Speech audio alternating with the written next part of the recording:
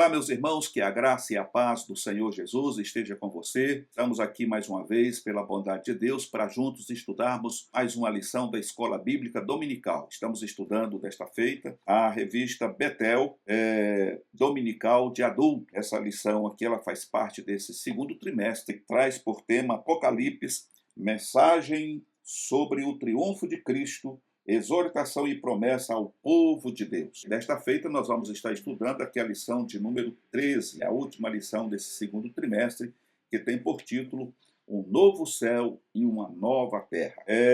O textuário diz: E Deus limpará de seus olhos toda lágrima, e não haverá mais morte, nem pranto, nem clamor, nem dor, porque já as primeiras coisas são passadas. Apocalipse, capítulo 21, verso 4. E a verdade aplicada diz: a revelação divina sobre o final da presente era deve nos despertar para um viver em santidade e perseverança em Cristo. Nós estamos nos aproximando aí do dia D. Hoje, mais do que nunca, precisamos estar inserido nesse contexto aqui da verdade aplicada. A revelação divina sobre o final da presente era deve nos despertar para um viver em santidade e perseverança em Cristo, porque se vacilarmos, nós vamos ser deixados para trás. Ok, meus amados irmãos? O objetivo da lição de hoje é 3, e o primeiro deles é mostrar a felicidade que está reservada ao justo no porvir, destacar a lista de pessoas que ficarão de fora, e terceiro,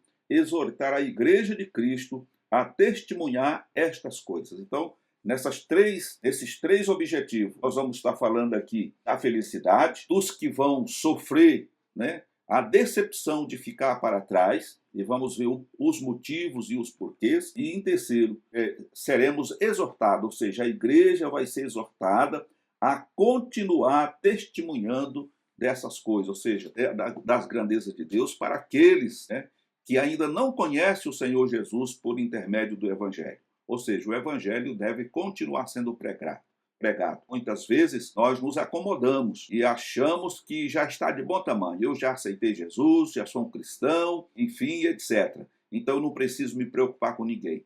Mas a responsabilidade, ela continua. E o Senhor nos chamou para que fôssemos testemunhas em todos os recantos da terra, mostrando principalmente aquilo que o Senhor fez na tua vida. Por meio da transformação, da mudança que Deus fez na tua vida, você pode estar com isso contribuindo para o crescimento do reino, despertando o interesse dos ouvintes em se voltar para Jesus e o aceitá-lo como único e suficiente Salvador. Muitas pessoas, eles costumam dizer: eu não sei pregar, eu não sou pregador, eu não tenho dom de pregar. Mas não precisa ter dom de pregador e nem saber pregar. Você precisa simplesmente contar para as pessoas o que Jesus fez na tua vida, como ele te libertou do pecado, te libertou dos vícios, enfim, isso é suficiente para que as pessoas também sejam despertadas para se voltarem para Jesus e o aceitar. É isso é ser testemunha de Jesus. É aquilo que Jesus fez na tua vida. Você vai testemunhar do que Jesus fez em tua vida,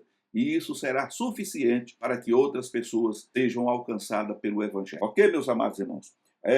O texto de referência está registrado em Apocalipse, capítulo 21, do versículo 1 ao 4, que diz: E vi um novo céu e uma nova terra, porque já o primeiro céu e a primeira terra passaram, e o mar já não existe. E eu, João, vi a santa cidade, a nova Jerusalém, que de Deus descia do céu, adereçada como uma esposa ataviada para o seu marido. E ouvi uma grande voz do céu que dizia: Eis aqui o tabernáculo de Deus com os homens, pois com ele habitará, e eles serão o seu povo, e o mesmo Deus estará com eles, e será o seu Deus. E Deus limpará dos seus olhos toda lágrima, e não haverá mais morte, nem pranto, nem clamor, nem dor, porque já as primeiras coisas são passadas. Então nós vemos, irmãos, aqui nesse texto, a conclusão de tudo o que vai estar acontecendo nesse último dia, quando o Senhor Jesus irá implantar o seu reino na terra. Aqui o apóstolo João, ele viu a cidade santa, a nova Jerusalém, que de Deus descia do céu, adereçada como uma esposa ataviada para o seu marido. Louvado seja o nome do Senhor. Isso aqui tem um grande significado, não só para a igreja, mas para todas as pessoas que estarão vivendo nesse período. Outro ponto aqui é que o Senhor estará instaurando o tabernáculo para com Deus, para com os homens, pois com eles, com os homens habitará. Amém? E eles serão o seu povo. Não somente a igreja, mas todos os que estiverem nessa época serão o seu povo. E o mesmo Deus estará com eles e será o seu Deus. E aqui diz ainda no versículo 4 que Deus limpará de seus olhos toda lágrima. Não haverá mais choro, tristeza, angústia, dores. Por quê? Porque será um período que não haverá doença, será um período que não haverá morte. Então não terá o porquê das pessoas estarem tristes, doentes, chorando. Então o Senhor diz que limpará de seus olhos toda lágrima e não haverá mais morte. Então não haverá mais velório. As pessoas não estarão chorando pelos seus entes queridos que partiram, e muitas das vezes sem destino, sem saber para onde está indo. Nem pranto, nem clamor, nem dor, porque já as primeiras coisas são passadas. Louvado seja o nome do Senhor. A introdução começa dizendo que o futuro da humanidade revelado no Apocalipse mostra o destino do ímpio e do justo. Esta revelação serve de alerta ao ímpio para que se arrependa de seus pecados e de consolo para a igreja de Cristo, que deve anunciar e testemunhar destas coisas. Então, como dissemos no início, nós temos que estar atento, porque existe aí muitos ímpios, muitas pessoas que não acreditam no Senhor. Alguns acreditam enquanto lhe é favorável em algum aspecto, depois eles deixam de acreditar, mas nós, como igreja, precisamos continuar anunciando e testemunhando do grande amor de Deus para toda a humanidade. E aí, no primeiro ponto, vemos aqui a vontade perfeita de Deus. Nada está sendo feito por mim ou por tua vontade, mas unicamente pela vontade perfeita de Deus. E aí, o comentarista começa dizendo que desde que Deus criou o homem, Satanás age para enganá-lo, fazendo acreditar que a vontade de Deus não será boa para ele. No Éden, enganou Adão e Eva, que desobedeceram a Deus e comeram do fruto da árvore do conhecimento do bem e do mal, conforme está registrado em Gênesis, capítulo 3, versículos de 1 a 6. Israel sofreu derrotas e cativeiro ao longo de sua história por rebeldia à vontade de Deus. A Bíblia define a vontade de Deus como boa, agradável e perfeita, conforme está registrado em Romanos, capítulo 12, verso 2. E podemos ver isto de forma cristalina nos capítulos 21 e 22 do Apocalipse. Então, meus amados irmãos, o mal ele existe desde o Éden. Ali no Éden, Adão foi enganado, juntamente com a sua esposa, porque quando Deus disse, de toda árvore que produz fruto comerás sem nenhum problema, mas daquela árvore, a árvore do conhecimento do bem e do mal, você não pode se aproximar, você não pode tocar, você não pode comer daquele fruto. Satanás veio com uma mensagem diferente, colocando inclusive dúvida naquilo que o Senhor tinha determinado. Ele disse, olha, quando ele questionou Eva, disse, olha, o Senhor nos proibiu comer desse fruto. Nós podemos ter à vontade todos os outros frutos aqui. De tudo que a terra produz, nós podemos usufruir. Mas dessa aqui, em especial, nós não podemos. Por quê? Porque o Senhor disse que no dia que nós comêssemos, nós iríamos morrer. Então, qual foi a estratégia de Satanás? Satanás disse, não é bem assim. Ou seja, ele passa uma esponja em cima da verdade de Deus e coloca um adendo. Não é bem assim. Ele não descarta a morte, mas ele vai agora levar para um outro lado, que talvez Eva não sabia. Ele disse, não é bem assim. Na verdade, se vocês comerem desse fruto aqui, os vossos olhos se abrirão e vocês passarão a ser semelhante a Deus, sabendo decifrar o mal e o bem. Vocês terão conhecimento. Essa árvore aqui é a árvore da ciência. E aí Eva é aguçada a tocar naquele fruto e a comer. E comeu. E os seus olhos se abriram. Perdeu-se a inocência. Leva para o seu marido, ele também come. Ele não rejeita, come. E a partir daí perceberam que estavam nus e viram que tinham caído em transgressão diante do Senhor e se esconderam. Então começa tudo aí. A desobediência traz a morte, não somente a Adão, e Eva, mas a toda a humanidade. Por isso que Paulo registra que todos pecaram e agora são sujeitos à morte, como ele também escreve dizendo que o salário do pecado é a morte, mas o dom gratuito de Deus é a vida eterna por meio de Cristo Jesus, o nosso Senhor. Então nós vemos aqui que Satanás, assim como na época de Adão, ele continua ainda hoje enganando as pessoas, né? Colocando muitas vezes uma mensagem diferente para enganar as pessoas de se voltarem para o Senhor Jesus. Inclusive até aqueles que estão hoje na igreja, fazem parte aí de uma denominação qualquer, essas pessoas estão lá dentro, mas elas estão em dúvida. Elas ainda não têm convicção da sua salvação, elas ainda não creram, né, verdadeiramente, elas ainda não tiveram um encontro real com o Senhor. Então elas estão ali, mas elas estão mais propensas a cair no mundo, a voltar para o pecado, do que permanecer na presença do Senhor. Então nós temos aí essa dificuldade. E para isso precisamos continuar ensinando a palavra de Deus, pregando o Evangelho, para que o Espírito Santo venha despertar e convencer essas pessoas do pecado, da justiça e do juízo. Louvado seja o nome do Senhor. Então nós vemos aqui no primeiro ponto, falando aqui de novos céus e nova terra. E essa é uma questão que envolve a vontade perfeita de Deus. A partir desse momento, conforme descreve Apocalipse 21 primeiro, o mundo entra num novo e glorioso capítulo de sua história. O tempo e as dispensações já não existem mais. Um novo começo chega para o mundo que viu, depois do pecado do homem, a maldição atingia a terra, conforme está registrado em Gênesis capítulo 3, de 17 a 18. O profeta Isaías profetizou que Deus traria um novo céu e uma nova terra. Isaías 65, 17 e capítulo 66 e 22. O Senhor Jesus afirmou que os presentes céus e terra passarão. Marcos capítulo 13, verso 31, e o apóstolo Pedro mostra que parte das promessas de Cristo para a sua igreja diz a respeito a novos céus e nova terra, conforme está registrado em 2 Pedro capítulo 3, verso 13. E acrescenta: aguardando e apressando-vos para a vinda do dia de Deus, em que os céus em fogo se desfarão e os elementos ardendo se fundirão. 2 Pedro capítulo 3, verso 12.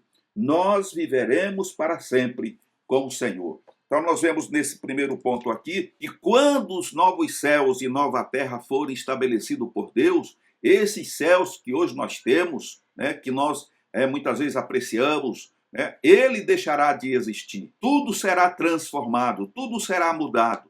Então, depois que passar tudo isto, conforme relata o apóstolo Pedro, então será implantado um novo céu e uma nova terra, aonde diz a palavra de Deus, aonde habitará a justiça, e o ímpio não passeará por essa terra. Louvado seja o nome do Senhor. No segundo ponto, as primeiras coisas são passadas. Toda a tragédia que acometeu a raça humana desde a queda de Adão será finalmente superada por um novo tempo.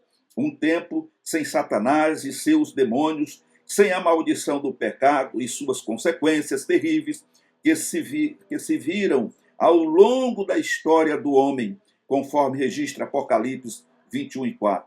Assim vemos que a morte, o último inimigo do homem, será definitivamente derrotada, conforme registra 1 Coríntios, capítulo 15, verso 54. Deus deu a Moisés as tábuas da lei no Monte Sinai, Êxodo 20, mas mandou colocar o tabernáculo no meio do povo, entre as tribos de Israel, conforme registra Êxodo 25, verso 8, mostrando assim o propósito divino de se revelar ao homem e ter comunhão com ele.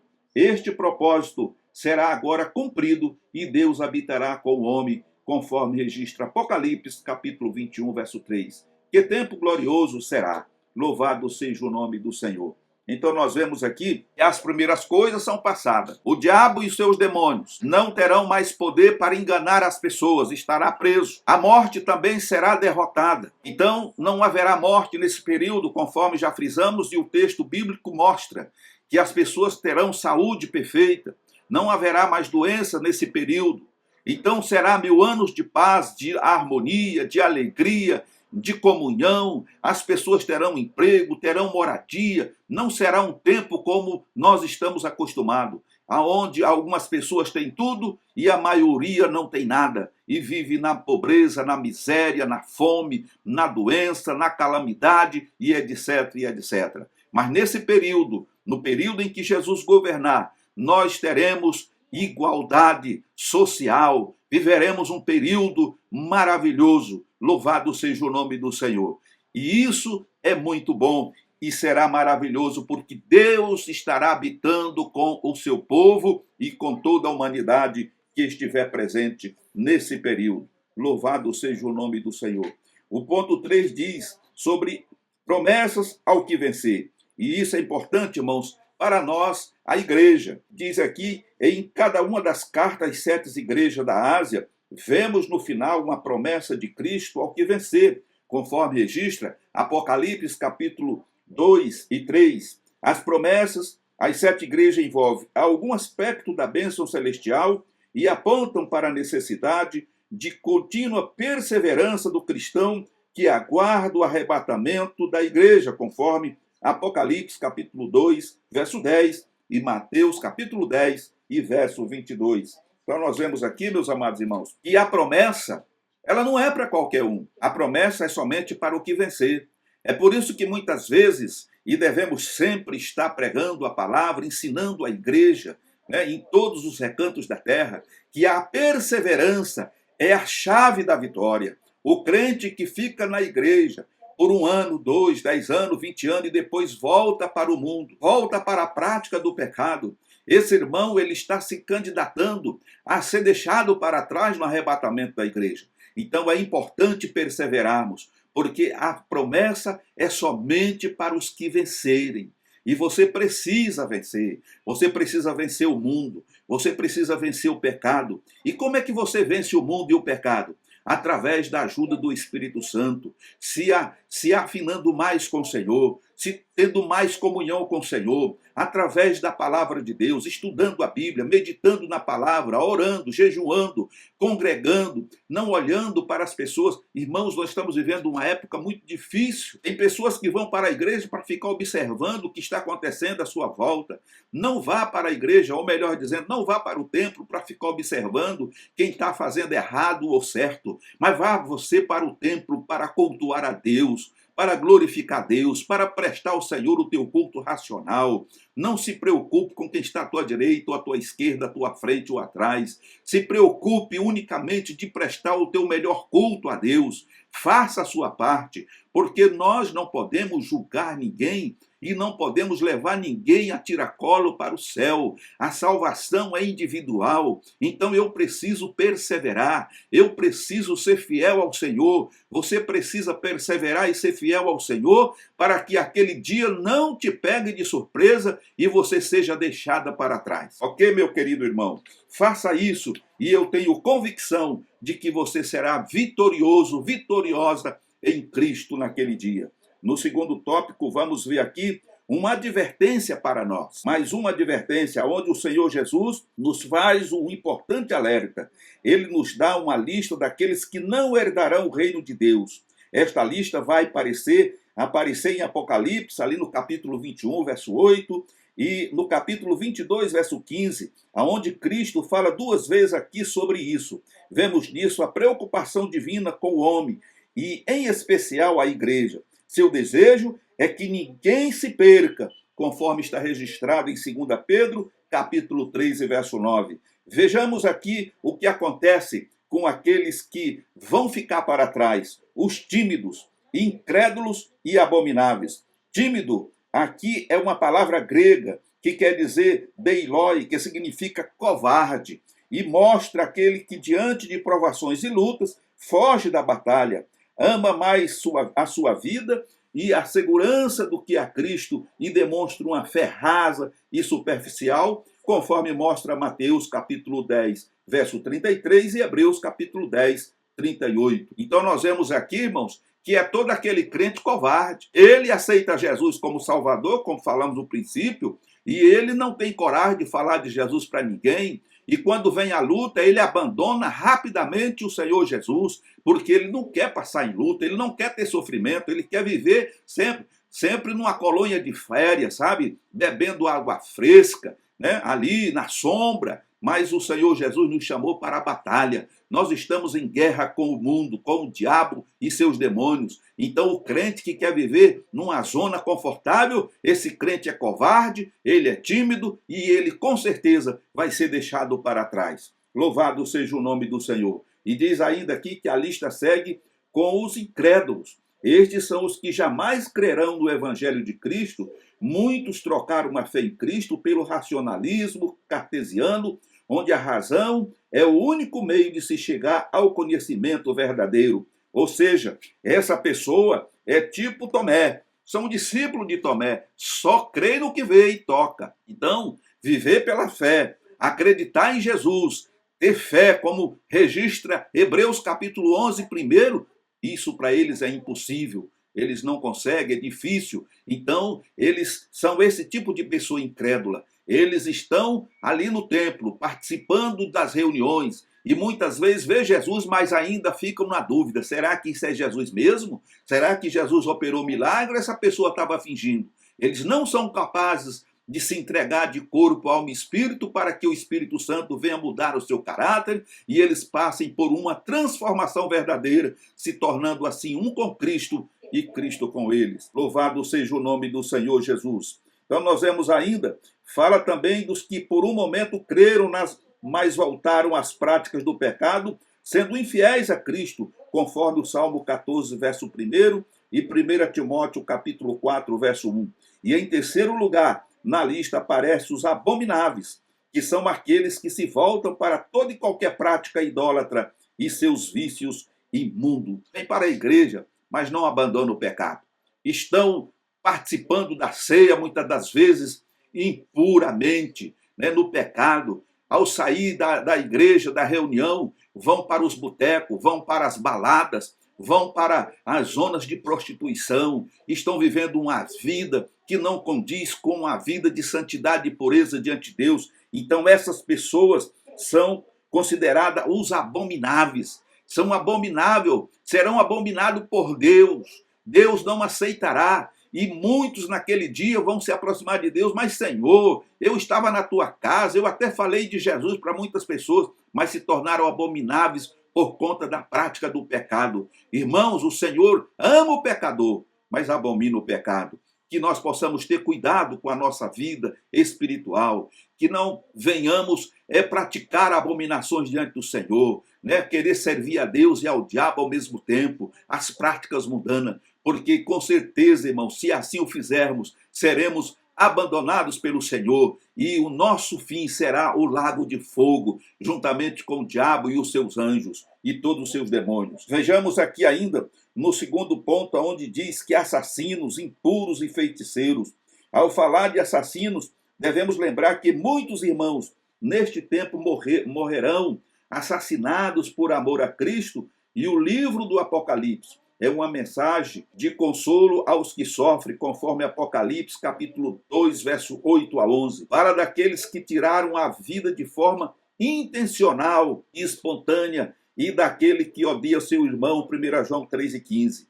Impuros são aqueles que praticam imoralidade sexual. Estão incluso nisso o adúltero, a fornicação, ou adultério, a fornicação, vício em pornografia e orgias, e muitas dessas práticas eram comuns nos cultos pagãos e até hoje aparece destruindo vidas. O termo feiticeiros origina-se da palavra droga e mostra aqueles que usam drogas, porções mágicas e venenos. Então nós vemos aqui essas três classes de pessoas: os assassinos, aqueles que tiram a vida das pessoas aleatoriamente, eles têm prazer em matar. Então essas pessoas, elas não herdarão o reino dos céus. Vemos ainda aqui aqueles que estão, os impuros, que são aqueles que praticam a imoralidade sexual em todos os âmbitos, né? Pedofilia e todas as outras práticas mundanas que envolvem a pornografia e tudo mais. Esses também não entrarão a menos que se convertam. E por último, nós temos aqui os feiticeiros, aquelas pessoas que são usuárias de drogas, porque isso arremete, né, a esta palavra original, que é a palavra droga, e mostra aqueles que usam drogas, que são viciados, os traficantes, aquelas pessoas que traficam, que vendem droga para as pessoas, que levam as pessoas à prática de usuário, e muitas delas não conseguem se libertar porque são dominadas por esse demônio do vício. Então essas pessoas são instrumentos de Satanás para induzir as pessoas incautas a entrarem por esse caminho do vício. Então essas pessoas, a menos que se arrependam e abandonem o pecado, elas serão deixadas para trás, elas não participarão dessa nova terra, dessa nova Jerusalém. Louvado seja o nome do Senhor.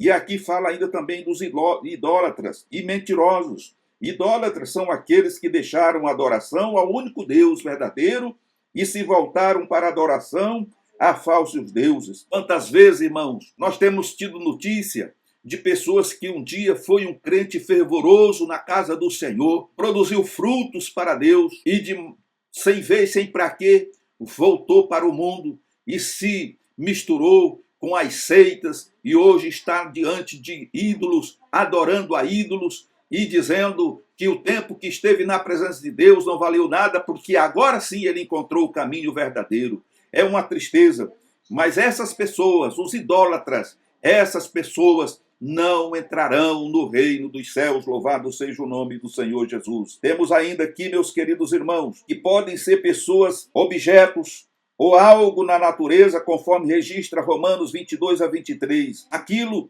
que toma primazia em sua vida no lugar de Deus, torna-se seu ídolo. Aí nós vemos aqui, irmãos, que às vezes existem pessoas na igreja, mas a mulher muitas vezes tomou o seu marido como ídolo. Muitas vezes o marido toma a mulher como ídolo. O carro é o ídolo, a casa é o ídolo. E isso muitas vezes prejudica, porque nós não podemos, irmãos, colocar nada em prioridade diante do Senhor Jesus. A prioridade é Deus. Todas as outras coisas são secundárias, louvado seja o nome do Senhor. Mentiroso. E os que amam mentira são os que abandonam a verdade e negam a Cristo e sua palavra. 2 Timóteo capítulo 4, verso 4 e Romanos capítulo 1, verso 25. O cristão deve estar alerta e ter cuidado com o relativismo, que reduz a verdade a uma mera opinião, que depende do ponto de vista de cada um. O relativismo prega que toda verdade universal deve ser desconstruída na sociedade, mas nós, cristãos, sabemos que devemos ter cuidado com isso, porque não é dessa forma que as coisas acontecem. Precisamos ter cuidado para falar sempre a verdade. Não podemos agir como agiu Pedro no momento de fraqueza, que mentiu e disse que não conhecia Jesus, que nunca tinha sido seu discípulo, mas devemos falar a verdade, mesmo que isto venha a nos custar a vida, se pregando o evangelho com ousadia e com poder e autoridade. Louvado seja o nome do Senhor Jesus. Louvado seja o nome do Senhor Jesus. O ponto 3 vem nos dizendo, irmãos, uma última mensagem de Cristo à igreja.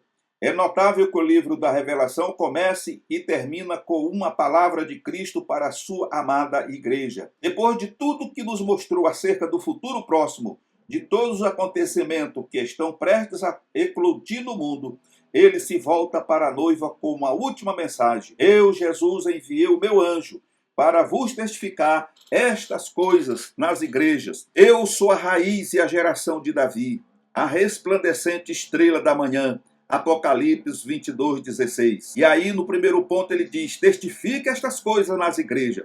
Então, nós precisamos continuar testificando desse amor de Deus nas igrejas. Por quê? Porque o propósito de Cristo é que todos conheçam a mensagem do Apocalipse. 12 vezes é dito ao apóstolo João, escreve, Apocalipse capítulo 1, verso 11, versículo 19, capítulo 2, verso 1, verso 8, verso 12, 18, capítulo 3, verso 1, verso 7 e 14, e capítulo 14, verso 13, capítulo 19, verso 9, capítulo 21, verso 5.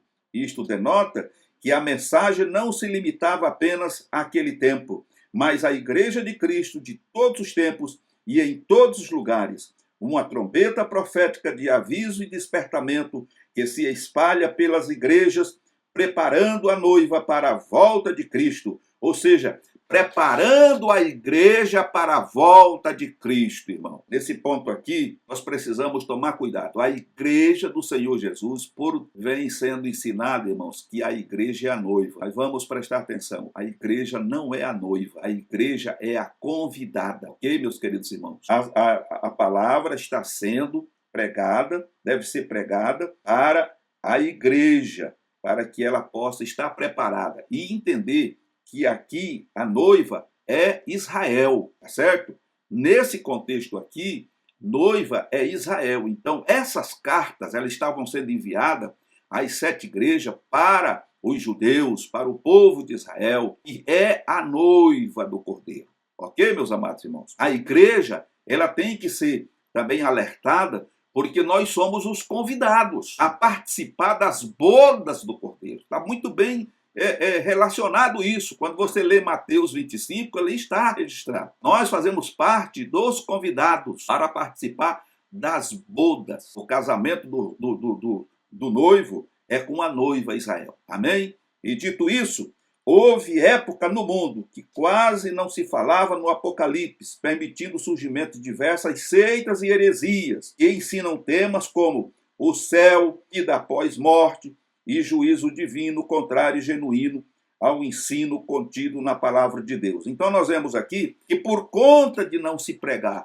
né, essas passagens, essas mensagens apocalípticas, houve aqui um aumento de muitas seitas, permitindo aí as heresias que ensinam ensinando coisas como o céu, que o crente vai morar no céu, e etc e tal. E nós sabemos, irmãos, que ninguém vai morar no céu. O céu, ele vai ser um período em que nós vamos estar com o Senhor, né, participando daquela festa gloriosa, no período em que haverá na terra a grande tribulação, embora exista aí muitas ramificações teológicas, das quais uns dizem que não haverá, a igreja não vai estar com o Senhor Jesus no céu no período da grande tribulação, porque Jesus só voltará no final dela, tá certo? Outros dizem que isso vai acontecer no meio da grande tribulação, enfim. Mas nós, que somos pentecostais, acreditamos que antes do início da grande tribulação, como já vimos em lições anteriores,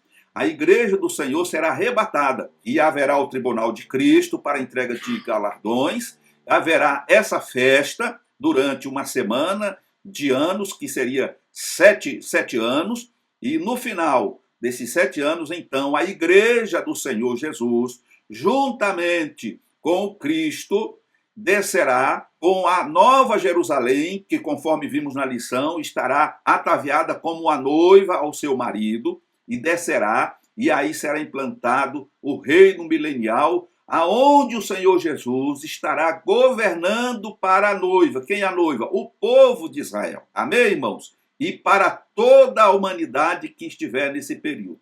Então é preciso entender muito bem isso aqui. Muita gente vai discordar, mas precisamos examinar as Escrituras. Muito cuidado, com oração e procurando entender e não viajar na maionese como algumas pessoas têm feito por aí. Ok, meus amados irmãos? E vida após a morte, é claro que vai ter, porque nós temos a promessa do Senhor Jesus, que todos os que morreram em Cristo, precisa entendermos isso, todos aqueles que morreram em Cristo, na volta de Jesus, ressuscitarão e receberão seus corpos glorificados, e os vivos serão transformados. Então, esses que morrerem em Cristo, eles ressuscitarão e receberão o corpo glorificado. Porém, os ímpios não irão ressuscitar. Nós vimos isso em lição anterior. Eles vão ressuscitar no último dia para receber a sentença e a condenação que eles merecem. Dito isto, meus amados irmãos, aqui no ponto 3, nós vemos aqui que a mensagem é urgente. Os fatos revelados no Apocalipse não devem ser encarados como distantes de nós. Devemos esperar a volta de Cristo a qualquer momento. Ao profeta Daniel foi dito que selasse ou fechasse o livro, conforme está registrado em Daniel, capítulo 12, verso 4 e 9. Porém, a João Deus disse que não fechasse o livro, pois estava próximo o seu cumprimento. Apocalipse, capítulo 22, verso 10. O objetivo divino em revelar estas coisas aos seus servos é preparar a noiva para a chegada do noivo. Ao ler estas linhas, é preciso despertar para uma vida mais próxima de Deus. Então é aquilo que nós falamos a princípio, que precisamos estarmos afinados com o Senhor Jesus através do Espírito Santo, meditando na palavra de Deus, estudando a Bíblia, orando, jejuando, nos consagrando, nos desvencilhando do pecado, sendo, como diz o texto, né, de Gálatas, capítulo 2, verso 20, onde diz Paulo dizendo, já estou crucificado com Cristo. Somente um crente que está crucificado com Cristo é capaz de abrir mão dos prazeres mundanos, dos prazeres carnais e viver uma vida íntegra diante do Senhor dos Exércitos. É somente dessa forma, porque a mensagem é urgente e nós sabemos que o Senhor Jesus está às portas. E no ponto 3, vem Senhor Jesus, é um chamado. Vem Senhor Jesus. Aqui há uma exclamação. E o Espírito e a esposa dizem, e quem ouve diga, vem. E quem tem sede, venha. E quem quiser tome de graça da água da vida. Apocalipse capítulo 22, 17. 3 personagens aparecem respondendo à promessa de Cristo de voltar brevemente. Primeiro, o Espírito Santo. O Consolador fala com a igreja, dá dons e ministérios e a prepara para o arrebatamento. Também é o Espírito Santo que convence o pecador dos seus pecados, conforme registra João 16 e verso 8. E segundo, a igreja anela e ama a volta de Cristo, 2 Timóteo capítulo 4, verso 8, pois está no mundo, mas pertence a Deus, 1 João capítulo 5, 19. E terceiro, é quem ouve, e quem ouve o Evangelho de Cristo ainda alcançará muitos corações. Não é tarde demais para que muitos sejam libertos pela mensagem da cruz de Cristo e respondam dizendo, vem, aleluia. Então, meus amados irmãos, o Espírito Santo, ele testifica conosco, ele nos capacita, ele nos habilita para que possamos estar preparados para esse momento. Aliás, esta é uma das funções do Espírito Santo. Ele é o nosso paracleto, né? Ou paráclito, né? Ele é o Consolador, ele é o nosso Cicerone, ele é a pessoa que vai nos levar ao encontro do Senhor Jesus nos ares. Em segundo lugar, a igreja anela e ama a volta de Cristo, ou seja, os verdadeiros cristãos estão preparados, estão anelantes, aguardando a volta do Senhor Jesus. E aqueles que ainda não ouviram e ainda têm a oportunidade de ouvir o Evangelho, porque o Evangelho precisa e deve continuar sendo pregado, para que eles também venham se arrepender dos seus pecados e dos seus maus caminhos e possam também fazer parte desta fileira, desta família, desta igreja santa que vai subir e ir ao encontro do Senhor nos ares. Portanto, concluindo, diz aqui, nesta lição vimos que vivendo em obediência à palavra de Deus, o cristão aguarda a volta iminente de Cristo e a vida eterna. Para o ímpio, a revelação do Apocalipse é uma oportunidade de salvação que deve ser recebida o quanto antes. Então, para os ímpios, para os mentirosos, para os adúlteros, para os covardes, ainda existe ainda a oportunidade de se arrependerem, de se voltarem para Jesus com inteireza de coração, né? Com um coração quebrantado, abandonar o pecado, abandonar a imoralidade, a idolatria e tudo mais. E assim vir fazer parte desta igreja, desse povo que foi lavado e remido pelo sangue do Cordeiro e assim poder entrar nos céus pela porta. Portanto, meus amados irmãos, agradeço a Deus pela sua vida, pela vida da igreja e pela oportunidade que Ele tem nos dado de, mais uma vez, poder estudar com os irmãos este segundo trimestre. E assim, terminamos esta aula agradecendo a Deus e a você por ter nos acompanhado nesse segundo trimestre. E orando a Deus, se for a sua vontade, estaremos aqui no terceiro trimestre, estudando mais uma lição da Escola Bíblica Dominical. Fiquem todos na paz do Senhor Jesus e até uma próxima oportunidade, se assim Ele nos permitir.